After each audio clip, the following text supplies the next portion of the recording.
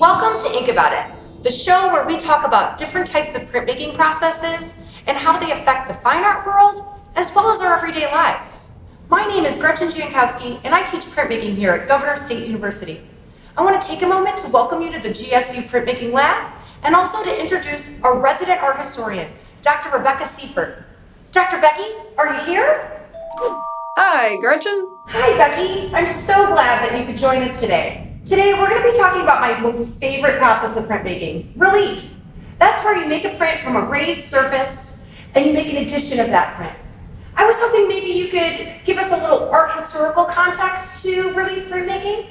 Yeah, for sure, Gretchen. You know, printmaking dates back to ancient times. In China, they made rubbings on stone and later woodblock prints, something which Japan became better known for in the 19th century. You know, this reminds me of something I saw at the Art Institute of Chicago recently. You went to the Art Institute? I'm so jealous. They have an amazing print collection. The Art Institute of Chicago is located in downtown Chicago, next to Millennium Park. I'm gonna go and check out the Japanese art wing, but first, I'm gonna take a quick stroll around Millennium Park and check out the gardens and some of the sculpture here on view for the public. Follow me.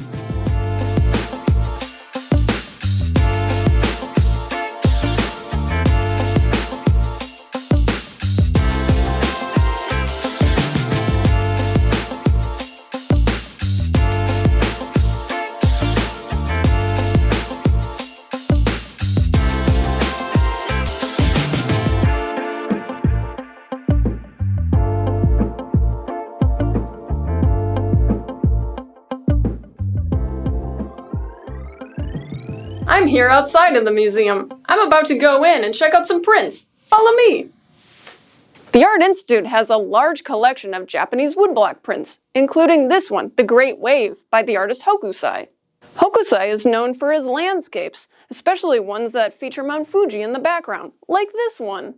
The artist made these prints using flattened areas of solid color, which would knock the socks off of artists in other parts of the world. Like in Paris, where the Impressionists were looking towards Japanese prints as a way to represent the new modern world around them. We call this style of European art influenced by Japanese aesthetics Japonisme, although we could probably call it a few other things. Hey, by the way, Gretchen, how does an artist get started on a relief print like this? Well, Dr. Becky, like any great piece of artwork, we should first start by consulting our sketchbooks. We can go ahead and check out some ideas that we've got and then go ahead and start on our preliminary drawing. So I'm going to head over to my sketchbook and check out some of the ideas that I've put together. I'll meet you there. People use sketchbooks for a variety of different reasons. Sometimes it's to keep track of different processes that they might be using. Sometimes it might be for just journaling or doodling, who knows? I'm going to go through my sketchbook and kind of take a look at some of the drawings I've done and see if anything sticks out inspirationally. In full disclosure, I've sort of been thinking about this print and how it's going to work for our show. So I kind of started thinking about what utensil or what can I use that really says printmaking. And I came up with using a brayer, right? So I did a little crude sketch of a brayer and what it looks like. And then I started thinking about how I could incorporate the title Ink About It into this print. So now that I've consulted with my sketchbook and I've got some inspiration, I'm going to go ahead and start working on what I refer to as a preliminary drawing. This is going to be a drawing that my print is going to be informed directly from. In the meantime, Dr. Becky, can you tell us a little bit more about some famous relief printmakers? Yeah, sure, Gretchen. Well, Kathy Kollwitz is someone who comes to mind. She was a badass German artist who was labeled degenerate by the Nazis. She made anti-war images, and they showed man's inhumanity against man. Check out how she used expressive line and shadow to emphasize the pain of her subjects. You're right, Dr. Becky. Her work was really important. In a time when terrible people were controlling the narrative, she gave voice to the voiceless. I also really appreciate how many preliminary drawings or studies she made of her subjects. Yeah, each one seemed to inform the relief prints that eventually evolved. As you suggested earlier, she was very opinionated. In fact, some people considered her to be a radical printmaker. All by using images totally devoid of color. just using line and shadow. All things that I tried to keep in mind when I was working on my preliminary drawing. So I went ahead and added a pattern with the brayers to my preliminary drawing. I also figured out some typeface that I was happy with that would go ahead and advertise our show. Now that I've got it to this point, I'm going to go ahead and show you the next steps to get it to become a print and have the whole idea come to fruition. Okay, so I finished my preliminary drawing, so the next step that I'm going to take is I need to trace my preliminary drawing onto a sheet of tracing paper. You can use any basic type of tracing paper as long as it's big enough for your image. And so I already did that and I traced it onto there. The next step is going to be picking and choosing what materials you want to actually carve or use to make your print. The most common of those is wood blocks, but I'm actually going to choose to carve linoleum. This is a battleship linoleum. It has a loose burlap back and it's nice and pliable, right? The first thing I want to do is go ahead and coat my block. It's a gray material. I'm going to coat it with a little bit of black India ink so that I can allow myself to see my carving marks as I go. In the meantime, Dr. Becky, I was thinking about how I like to use linoleum to carve, but I believe the German expressionists preferred wood. Yeah, actually, Gretchen, a lot of German expressionists use the wood block for carving. I could totally see that. I can see how the rough, jagged surface of a wood block could add a lot of emotion into their work. You know, actually, back in the day, I was an art student myself, and I really wanted to emulate the German expressionists because I liked their style.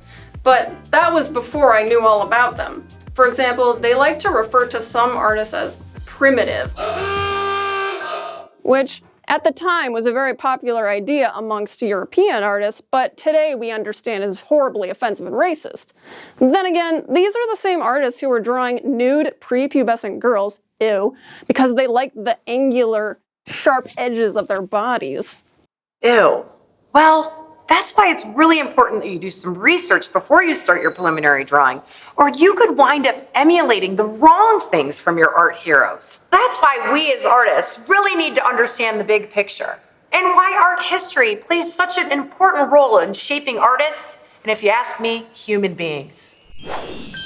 The next step is actually transferring my drawing onto my block. So this is a really important step. I want to make sure that I've got my drawing on my tracing paper, like I said earlier, so I can see both sides of it. I also want to go ahead and get out some carbon paper or some transfer paper. I prefer this brand, but you can use any kind that you like. This one comes in a variety of colors, which I like about it because I can see it really well on my block. And I want to go ahead and place my preliminary drawing face down onto my block. Now the reason that I'm putting it upside down onto my block is that what's actually going to wind up printing is a mirror image of my drawing, right? So when I'm carving it, I want to make sure, especially if I have type on it, that I'm carving it backwards or inverted, because it will wind up printing it the correct way in the long run. Okay, so I'm gonna go ahead and tape my drawing down, face down. I know I keep saying that over and over again, but the reality is it's one of the most important parts of this process. Then I'm gonna go ahead and I'm gonna take my carbon paper. It has a chalky side to it and then sort of a paper side, and I wanna make sure that I put the chalky side face down onto my block, right? So that the lighter side is up on me, and then I'm gonna go ahead and finish taping down my drawing. At this point, I'm ready to take a ballpoint pen or a pencil, whatever your preference is, and start transferring my drawing. So I'm gonna go ahead and start tracing out my drawing.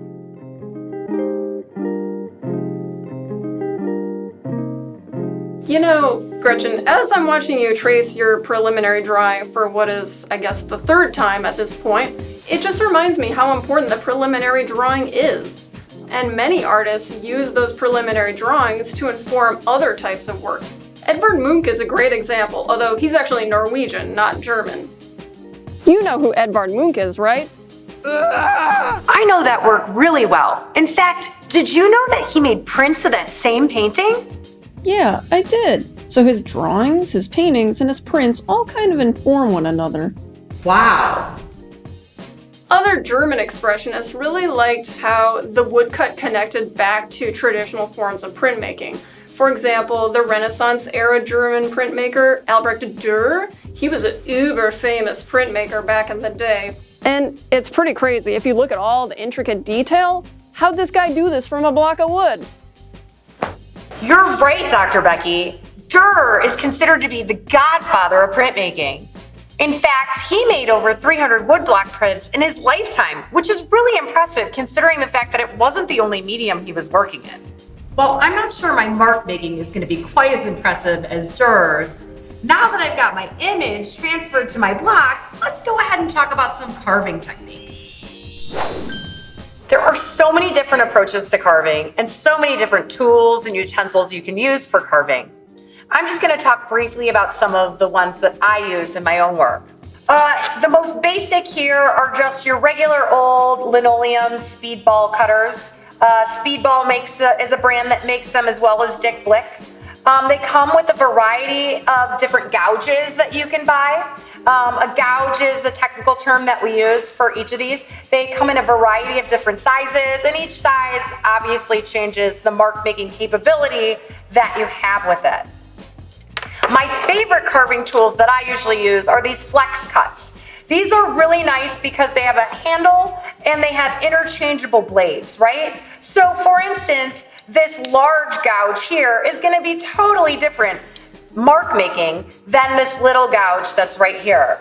The more variety, the more impressive usually the print is. So before I get started, a little trick to the trade that I learned years ago was using a heating blanket. So I'm going to go ahead and slide this heating blanket underneath my linoleum. I want to keep it on low. I don't want to keep it too high. You will notice that if you have it too high, your linoleum will start to crumble a little bit as you go. If it gets too hot, just let it cool down and sort of start again.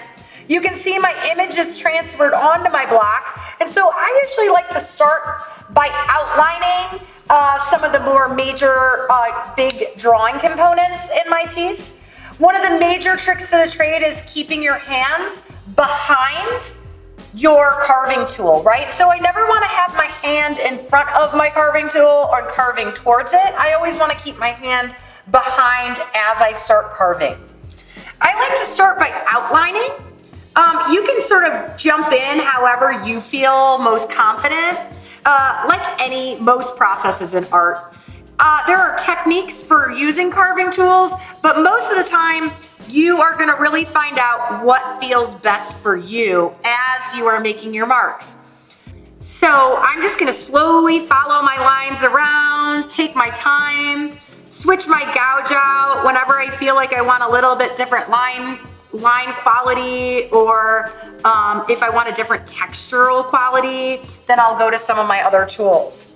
While I'm working on this, Dr. Becky, can you think of anybody who has any really unusual carving styles? Actually, Tom Hunk is someone who comes to mind. He takes a page from Dürer by making these really traditional kind of intricate carvings, but with a new kind of modern and edgy subject matter. Similar to Tom Hunk, Bill Fick also uses non-traditional subject matter. In fact, I might even call it a little dark or creepy. Karen Kunk, on the other hand, fills her prints with saturated color. She's relying more on the fine art canon of design elements like color, texture, and line. If I'm not mistaken, Kunk uses the reduction process in her work. Oh yeah, I know that process. They call it the suicide block. You don't get to make a mistake. That's when each block is printed, then carved, then printed, then carved again. An evolutionary process. She uses a very interesting inking process. She uses the palm of her hand to mix and blend the colors together. Are there any famous local relief printmakers? I like Elizabeth Catlett and Margaret Burroughs. They were friends and even lived together when they were actually working at the Southside Community Arts Center, which Burroughs helped found in 1941. Burroughs also helped found the DuSable Museum of African American History. Talk about badass women. Their work highlighted the struggles of workers and of black women in particular. Oh, and they both also lived in Mexico City, where they were involved in the People's Graphic Workshop, a super progressive printmaking collective. Oh yeah, I know that place. It's still around to this day. As I finished up carving here, I was thinking about how we've looked at a lot of artists that I would consider to be maximalists. Well, you know me, Gretchen. I'm a minimalist. So I like Zarina Hashmi. She's an Indian-born artist known for her minimalist prints. She only goes by her first name, Zarina. So she's like the Madonna or Cher of the print world? Sure, I suppose.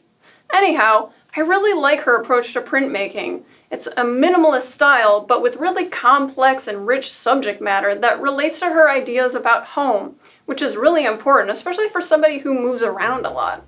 So I see you finished carving, but how do you get your image to become a print? Well, Dr. Becky, let's get you a closer look. Hop on. Becky, I'm so glad that you got a little closer for a better look at this. Once our block is carved, it's time to do what we refer to as ink up our block. So I'm gonna go ahead and get out some relief printing ink. It's a black ink. So I'm gonna go ahead and open up my container. Sometimes that can be tricky in itself. There's usually what I refer to as a little skin on the top part. I wanna go ahead and gently pull that out. Might be a little messy, but everything fun is messy. I'm gonna set that to the side. Okay, so I'm gonna take a little bit of ink off the surface. I wanna try not to gouge into the ink too much. I wanna keep it as flat as possible. And I'm gonna put a little bit of ink right there. Try not to get you dirty, Dr. Becky. Perfect. And then I'm gonna set my ink to the side. So I'm gonna take a little bit of this ink here. Oops, you might wanna stand back, Becky. Oh, I didn't mean to get you dirty, Dr. Becky. And I'm gonna go ahead and start braying out my inking well. I wanna make sure that the ink is nice and consistent. And if you notice, I'm moving my brayer in a very consistent motion. It can either be backwards or forwards, but I don't wanna go back and forth or I don't actually coat the whole brayer in ink. So you can see that my little ink pile, if you want to take a closer look, it looks like almost like velvet. Now I'm going to go ahead and start charging my block. So I'm going to go ahead and take my brayer, come back to my ink well, drag my brayer across my block again, come back to my ink well, and keep repeating this process. I like to flip my block around and make sure that I hit it from every single side so that I make sure my ink is consistent across the whole plate. If my ink is too thick, it will clog all of these fine lines that I spent all this time carving. So I want to make sure that it's not too thick. Oops, sorry, Dr. Becky, I got you dirty again. And voila, we're ready to start to print. Okay, so I finished inking my block and now it's time to print. So I went ahead and I set up the right pressure on my beautiful Takash press over here. I'm gonna go ahead and take my block over to the press. So I am gonna place it into what I refer to as my registration board. One of the biggest things about printmaking is making sure that you can make a consistent addition of the same block. Meaning that every single print, whether it's 5 prints or whether it's 50 prints, is gonna look exactly the same. And the way you do that is by setting up what we refer to as registration. So I created a little simple cardboard registration key for myself. I've also got these handy little registration pins here. At GSU, we use pinhole registration, which is a pretty common way of making sure that everything falls into the exact same place every time you print. So I plopped my little pins in. I've got my block in there. I've also got my paper prepared ahead of time. I'm gonna go ahead and plop my registration tabs into my registration pins. Tricky tongue twister, Dr. Becky. Then I'm gonna go ahead and lay my piece of paper down flat. and cover it with a sheet of newspaper, newsprint, which essentially is newspaper, but without any words on it. And then I'm gonna grab my press board. Once I've got those 3 layers down, I'm gonna go ahead and I'm gonna lay my blankets down. Now in printmaking, we traditionally use blankets. Depending on which process you're doing, you might use 2 blankets or 3 blankets. In this case, we're using 1. And we're using the top felt blanket, which is referred to as the pusher. And the pusher is gonna go ahead and help this spindle grab a hold, so while I'm cranking this block through the press bed, it's going to transfer the ink that I have applied to the block directly onto the surface of the sheet of paper. So let's go ahead and give it a whirl. Now I should feel a little bit of pressure when I hit my block, but that reminds me, aha, I'm making a mistake, Dr. Becky. I forgot to remove my pins before I run it through my press bed. And that could be very dangerous if I left them in there.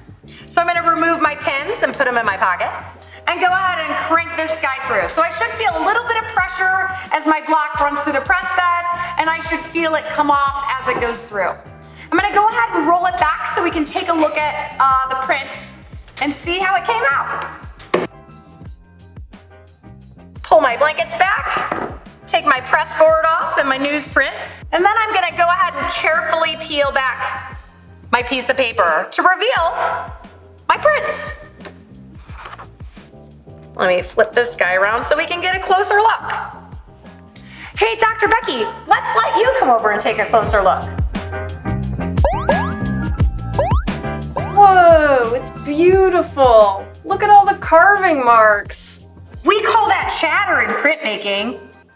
Speaking of chatter, Dr. Becky, you mentioned Mexico City, and I was thinking about all the amazing relief printmakers that come out of Mexico. Yes, artists like Posada, who is a super famous Mexican artist who used politically charged images of skulls and skeletons for his work. He's best known for his lithographs, but he also made a lot of woodcut prints, like this one. Yeah, Posada was a very influential printmaker. Yeah, local artists like Carlos Cortez even made works paying homage to him. Living near Chicago, we're lucky to be so close to the National Museum of Mexican Art. We're about to go to the museum and speak with the head curator and check out some of Cortez's prints. Let's go!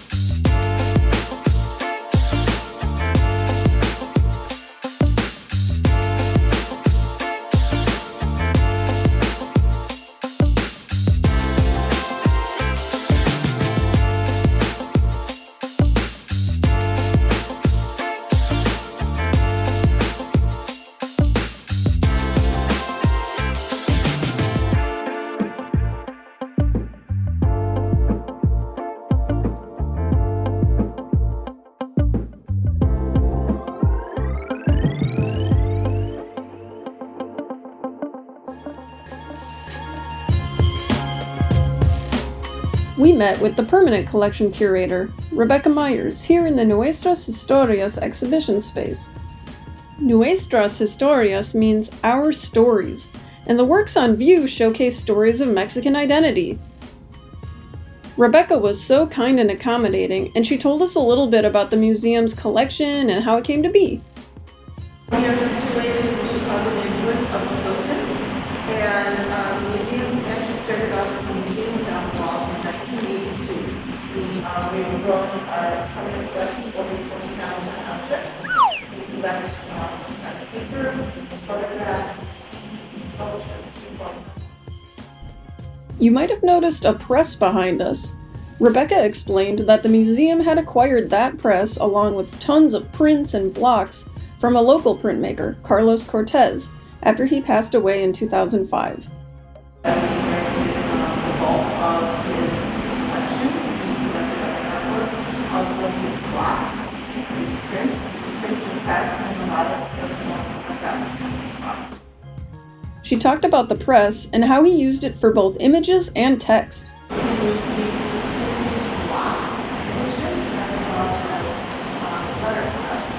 And you can see it's accompanied by these cabinets with multiple shelves with all the letters and numbers. And years later, you might return the same image and then add verbiage to it. She went on to tell us a very interesting story about how this printing press earned a unique nickname. Something interesting is, for some reason, we named the press the Gato Negro, which means black cat, and we're trying to figure out why. And what's interesting was the week that we were there after he passed away, a black cat showed up. What? He didn't have pets. And at one point, we were eating lunch on the table, his cat just jumped up, and his sister-in-law was very angry. Where did this cat come from? She had no idea. And it was there until we took the black cat out of the building.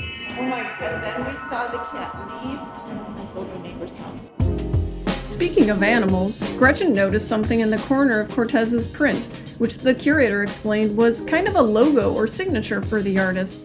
It refers to a Native American attraction, and it's a coyote. Ah, got it. Coyote is usually, he's kind of wily character. Yeah. He's so cute. The print we were looking at is called Mineros, and Rebecca told us about how it reflected Cortez's political engagement.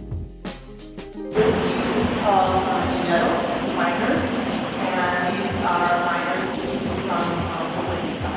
He has depicted miners in various other blocks as well, something that is really his heart. And a lot of his prints are from political anti-war. The museum has Cortez's woodblock on view next to his print to help visitors better understand how relief printmaking works and what a block actually looks like, since most museum goers probably haven't seen one in person. We thought it would be a good idea to air them up so viewers and visitors can understand what a block actually is. It's a beautiful object, and how relief printmaking works. We were also surprised to learn from the curator that Cortez actually used a lot of found materials as his carving blocks. A lot of his blocks for the collection. Oftentimes he would work on found materials. He lived in a neighborhood called Lakeview, which was rapidly gentrified in the 80s. And he would take it upon himself to find old furniture and knock down entertainment centers and repurpose the block. And he did this before repurposing. Yeah. What an amazing visit! Rebecca reminded us that the museum is always free to the public, and hey, what better way to spend your day than to see some great art and grab a bite to eat in the historic Pilsen neighborhood. Well, that was really enlightening. We got to learn how to make a relief print. We also got to go to the Art Institute, thanks to Dr. Becky, and see a bunch of Japanese prints. Then we even got to go see Cortez's prints at the National Museum of Mexican Art. I'd like to thank Dr. Becky for joining me. Next time, we're going to be talking about screen printing. See you there.